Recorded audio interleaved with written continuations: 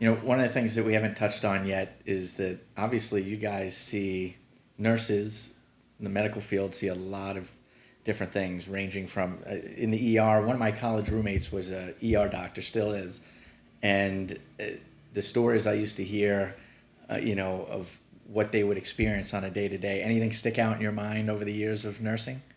There are a few things.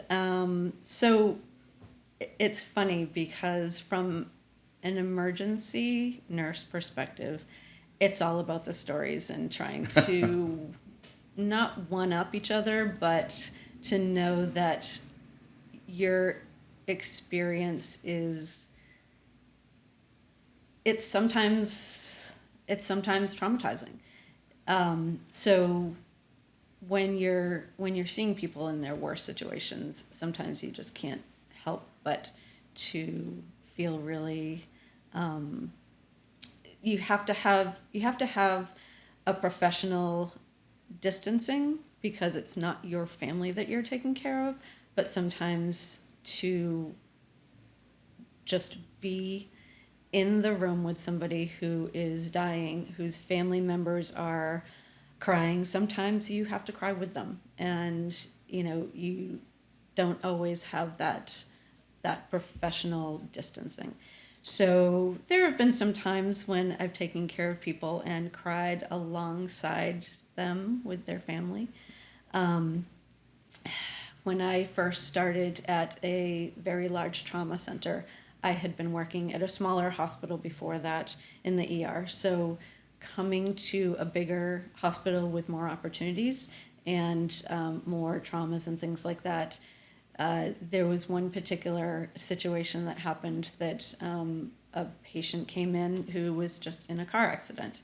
And we got the report from EMS that patient was coming in, and there were certain details that they were sharing, and the patient was coming in and was basically dead.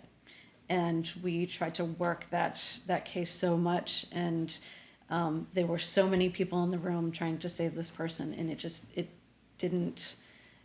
We could not save her. She was just she was gone from the beginning. So it's really hard sometimes when you have those situations that keep replaying. Certainly, there are times when you have really good outcomes and you feel good about that, but there are definitely times when people don't survive, and you just have to know that we are all going to be there at some point, and that it's a finite amount of time that we're here. So to make the most of it is great, but from a perspective of caregiver who is trying to take care of loved ones, sometimes you lose the distancing, and yeah, it becomes hard sometimes. I can only imagine. That's so hard to. That's obviously a story from many years ago that you haven't forgotten and never will forget, and that's part of who you are now, and that you probably have many like that. On a lighter note, it also sounds like in the legal world, people always ask, is it really like Law and Order? But on your end, it sounds like it might be like Grey's Anatomy, or one of those where you constantly see these very traumatic, life-threatening things rolling in the ER on a regular basis. If you're in a busy trauma center, is that really? Does it get that busy and that stressful on a? It can, Yeah. yeah. There's a constant chaos that's going on in the ER, and if you've worked there long enough, it becomes a routine chaos. But occasionally there's something else that happens. The most rewarding thing about the ER is that you don't always know what's going on, so you're trying to find the pieces of the puzzle, and you don't always have all of them to complete the puzzle. So you have to be a detective and find out through diagnostics what your end result is going to be. So Right. that is the most interesting part of it. But if you've been doing it for a while, a chest pain comes in, it's going to be the same thing as another chest pain, and Right. you just have a little bit of a routine to it. which is it's very rewarding to be able to start off with nothing and then to figure it out as you go along, so that in the end you have your diagnosis, you have your treatment, and most often you make people feel better. So I can tell you still have a love for the ER. I do. And it's just such an odd story of how I went to the ER. You know, I touched on it a little bit. I thought I wanted to be an oncology nurse forever, and I was doing it for 3 years, and I got to the point where I felt like everybody in the world had cancer, you know, because that was my world.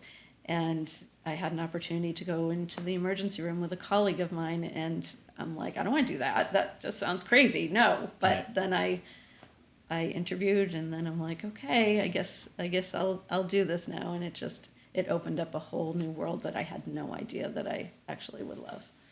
You know, just from a complete layperson, obviously I've been in the ER many times for both myself and my kids, but I could see that being, depending on which ER you're in, being an area that has higher turnover or something, because the stress level seems to be so high so much more of the time than you might experience in an oncology or other areas where you're kind of always getting an emergency, you know? Yeah. And that's got to be difficult. It is, but I think that different personalities thrive in the True. ER, and you're drawn to it, you know. So there are people who definitely like the adrenaline rush of it and like to, you know, be involved in those high acuity patients. And I think that it's...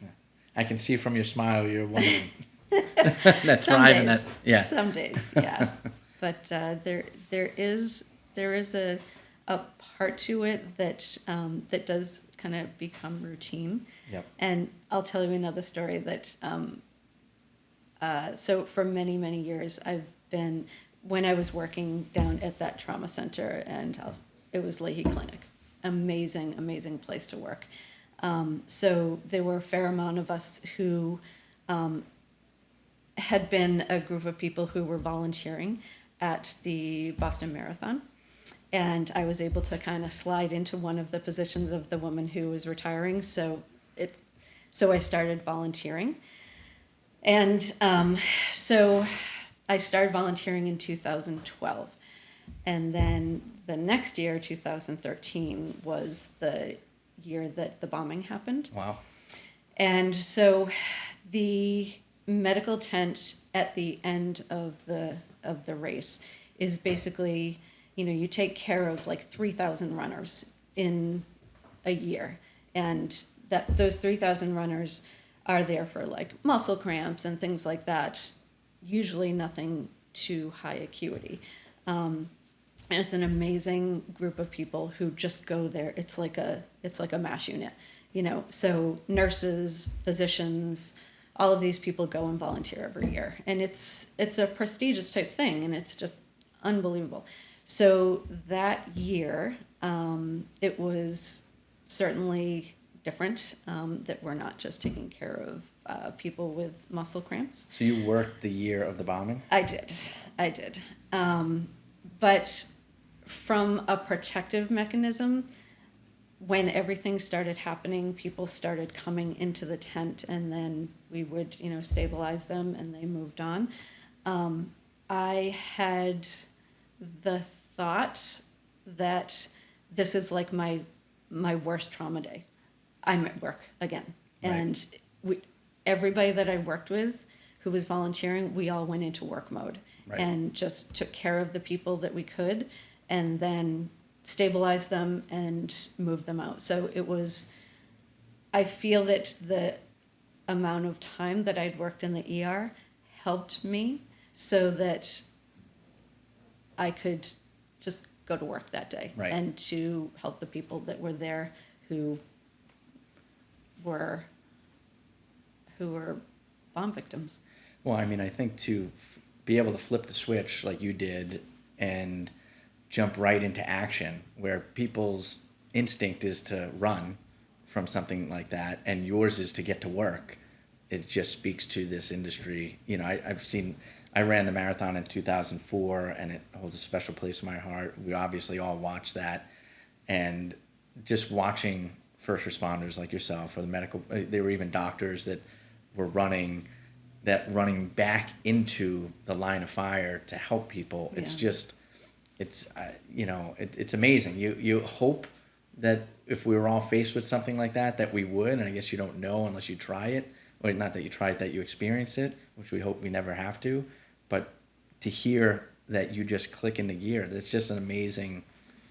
It was very strange. Yeah, how it happened. It's amazing, but we're grateful to have people like yourself that, how does society operate without, heroes like yourself that do that?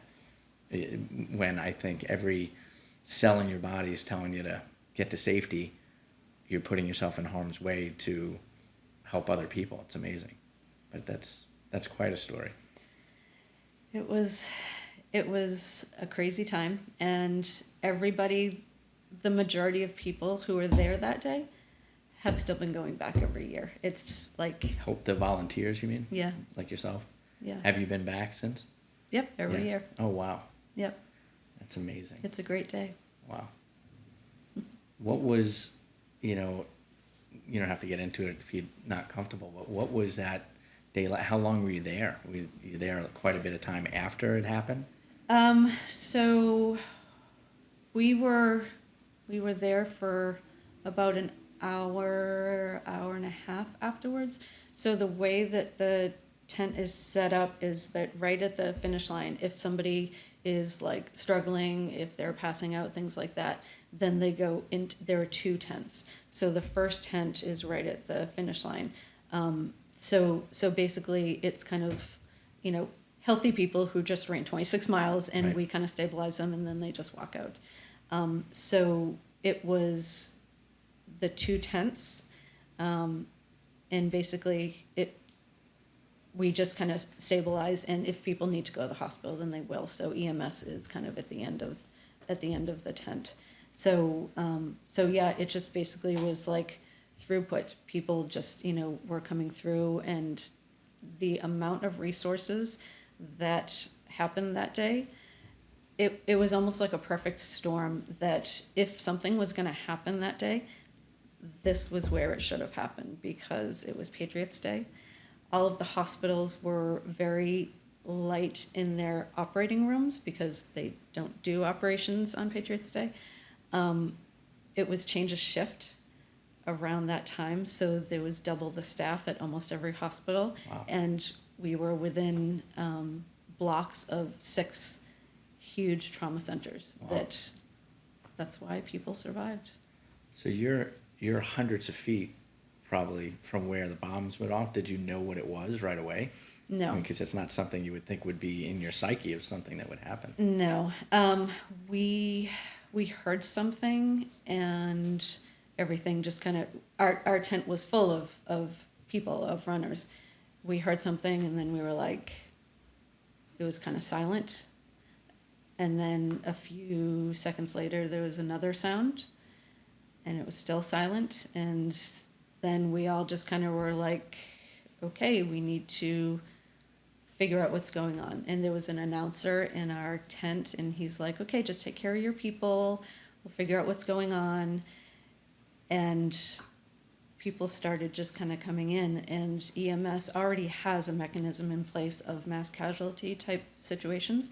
So they clicked in within seconds, and we just kind of followed what they were doing. We had people who were able to, walk. So they were our patients. They walked out, and we just started taking care of the next people that were coming in. And it just, EMS really kind of created the scene, so that we just kind of followed what they were doing. And then they just brought people to the hospitals. So somebody from EMS notified you that a bomb had gone off, and then you just started seeing a flood of people coming in? Yeah. Yep. And and they were, at one point the announcer was asking people to go out to, help get more people. So we started doing that, but then there was more of an influx of people coming in. So it was just basically figuring out how to triage people, how to just, and we had no supplies. We had supplies to start IVs on people, we didn't have dressings. We didn't really have anything Wow. except like blankets and, you know, the most basic things, because that's not what we used to see. So you just used whatever you had available, and People took their belts off. They were creating tourniquets and just, yeah, it was wow. a very amazing experience, amazingly terrible, but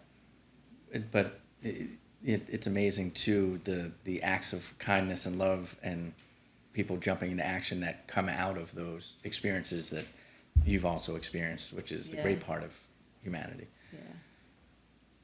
And that's something I'm sure amongst all the other memories you have will probably stay around the top, I guess. Yeah. Yep. Thank you for being there that day. It's amazing that you're still going back, and it's one of the things I love about the nursing community, but the medical community, and you hit on it earlier, because it crosses borders, it crosses state lines. It's just, when you know somebody's in the field, you probably have a sense of the type of person they are. You also have probably an immediate camaraderie with them. Yeah. Right? And that it's there's not too many fields where, you know, I don't want to crap on another area, but, you know, an engineer from New York, just because he meets one in, you know, California, is not going to have probably that same instant connection. That there's a bond, I think, that connects caregivers and first responders because of shared experience that, quite frankly, most of the world's population doesn't go through and have to experience. And you have an immediate respect and understanding of what they've sacrificed and who they are, and it's amazing to see the people that are in that community like yourself. But that's an amazing story. Well, whenever I hear that somebody is going into nursing, I just applaud them, you know, because we need more nurses, we need more caregivers. And, you know, whether or not it's, you know, starting out as a nursing assistant and then, you know, going through the ranks, or anybody in healthcare, you know, there's a special need that we have to take care of other people, and it's a calling. It's not just a career. So, you know, it's incredibly rewarding, and to be able to take care of people makes you feel so good. Yeah.